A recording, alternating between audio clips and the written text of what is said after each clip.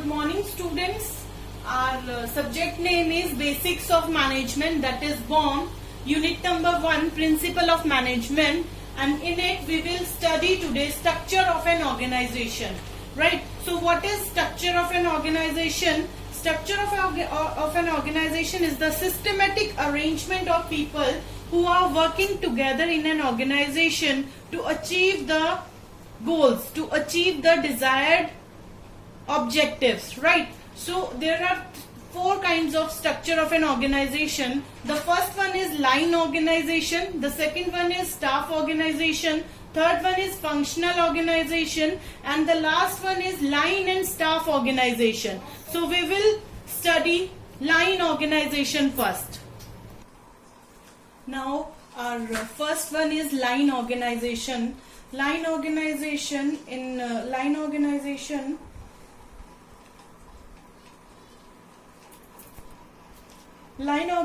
is the simplest and oldest type of organization. It is also known as scalar organization and military type of organization. It is characterized by direct line of authority flowing from the top to bottom of organizational hierarchy and line of responsibility flowing in an opposite but equally direct manners. Right? In line organization, the flow of accountability and responsibility is from top to bottom. Right?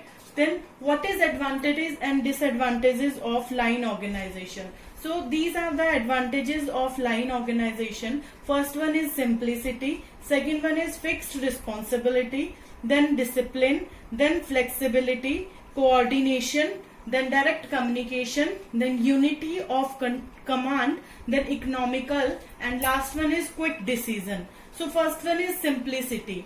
Simplicity means it is very simple to establish and operate. The line organization is very simple organization, form of organization, and it is very simple to establish. Then second one is fixed responsibilities. Means duties and responsibilities are clearly defined for each individual, and as a result everybody know to whom he is responsible and who are responsible to whom. Nobody can avoid responsibilities. Then next is discipline. Means this type of organization ensure better discipline in an enterprise. Enterprise means organization. Singleness of our responsibilities facilitates discipline in the organizations. The workers at the lower level will be more loyal and responsible to single boss rather than to the number of bosses. The next one is flexibility. Flexibility means it is very flexible in the sense that is subject to quick adjustment to suit to changes condition. Means if somebody is leaving the organization, then the other person is very much flexible to take his position. Right? Then next is coordination. Coordination means it helps to achieve effective coordination. All the activities pertaining to single department are controlled by single person, controlled by one person. Then next is direct communication. As there will be a direct communication between the superior and the subordinate at different levels, it would be helpful in achieving perfectness in the performance. Right? The next one is unity of command. Unity of command means every worker is accountable to only one boss in the department under this type of organization. Means there are single boss and every person is accountable to him. The next is economical. Economical means it is very cheaper, it is not expensive because it is very simple and economical in operations. Then last one is quick decision. Means on account to its simple operation, the responsibilities, decisions can be taken promptly because there is only one boss. Every person have to report that single boss and that boss will take decision very quick. So these all are the advantages of line organization. Now next is disadvantages of line organization. The first one is overloading. The next is lack of specialization. The next one is scope of favoritism. The next is lack of coordination. The next is lack of initiative. And last one is lack of communication from lower lengths. Right? So first one is overloading. Means this is the main disadvantage of line organization. because disadvantage in the system is that it tends to overload the existing executive with too many responsibilities. The work may not be performed effectively on account of task before a single executive, because there is a single one boss and he is tied up with so many responsibilities, because sometimes he will forget to achieve other things. The next is lack of specialization, means absence of managerial specialization is the major drawback of this system, because there is only one boss and maybe he is not specialization to some other department, so that's why absence of managerial specialization, right? The next one is scope of favoritism. Scope of favoritism means there may be a good deal of favoritism and nepotism under this type of organization, as the concerned officer will judge the performance of the person at work according to his own norms, and it is possible that efficient people may be left behind and inefficient or man may get higher and better post. The next one is lack of coordination, means in reality it is very difficult to achieve proper coordination among various departments operating in an organization.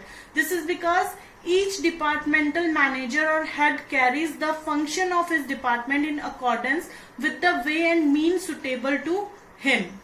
The next one is lack of initiative. Under line organization, ultimate authority lies in the hand of top management and department managers or heads. This adversely affects their initiative and enthusiasm to motivate and subordinate working under them. And the last one is lack of communication from lower ranks. Under line organization, suggestions move from down to upward. The superior usually do not pay attention to the suggestions sent by lower rank. That's why sometimes a good initiative may be lag behind. The next structure of management is functional organization. So functional organization operates at higher level of management. The whole work in an organization is divided into different departments. Similar type of work and transactions are put in one department under the control of a departmental manager. And various departments are like functional areas of management, like purchase department, sales department, finance department, marketing department, account department, HR department, right? So the respective managers of these departments will be responsible for carrying out various activities of their department in the organization. Let's take the example like marketing manager will be responsible for carrying out marketing activities, and personal manager will be responsible for looking after the personal, means hiring of staff, recruitment, appraisals, etc. So what all are the advantage and disadvantage of this kind of organization structure? So first one is advantage. These are the advantages of specialization, like specialization, increased efficiency, limited duties, scope for expansion and flexibility. So first one is specialization, means as every functional man in charge is an expert in his area, he will guide using his specialization and experience with the help of subordinates and try to attain the objectives of an organization. The next one is increased efficiency. This type of organization ensure enhanced efficiency as the worker operate under the expert and competent personnel and perform limited operations. The next one is limited duties. Limited duties means the functional foreman have to carry out the limited number of duties, and this considerably reduces the burden of work and make possible for foremen to carry out the work in the best possible manners. The next one is scope for expansion.